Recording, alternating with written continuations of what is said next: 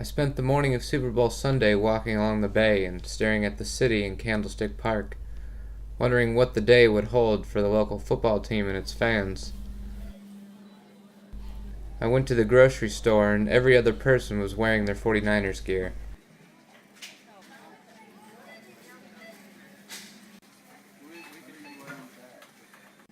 Potato chips were being hawked on the back of the team's success.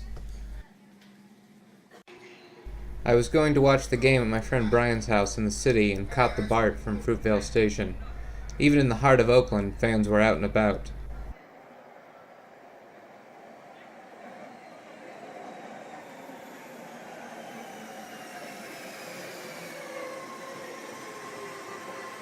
The train was a lot more crowded than normal for a Sunday afternoon.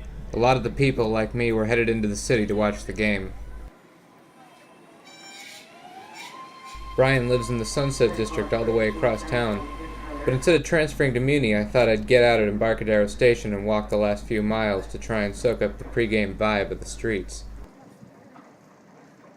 There were not many people out for what would usually be a peak weekend shopping time on Market Street. 345 California Street, as well as the Hobart Building, both flew 49ers flags. I walked through Union Square, where there were a few red and gold balloons, but not much else in the way of public gatherings outside of the traditional weekend art market. There were more fans in the Tenderloin than anywhere else, all of them making last-minute pregame stops at the local liquor stores and clinics picking up beer and methadone. I saw a man barbecuing in the street, and I asked if I could get a video of him, and he said no, and I did it anyways. I passed City Hall and it looked like a regular Tuesday afternoon. Every bar had signs out reminding you that you could watch the Super Bowl there. For good luck, I stopped by the 49ers' original home, Kezar Stadium, and smoked a bowl as people ran around the track. From there it was only about a 10-minute walk to Brian's house. I spent most of that time walking behind these people, headed to their own Super Bowl party. When I arrived, I sat admiring their view of the Sutro Tower from the front window while we waited for the game to start.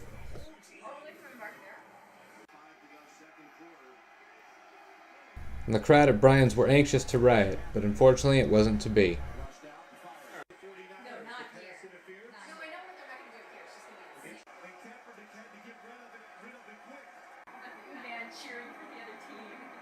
When I finally left, the streets were quiet. The city was let down and depressed. So close and so bitter. Mayor Lee had made headlines earlier this week by asking bars not to serve hard alcohol during the game, but the people were going to need it now.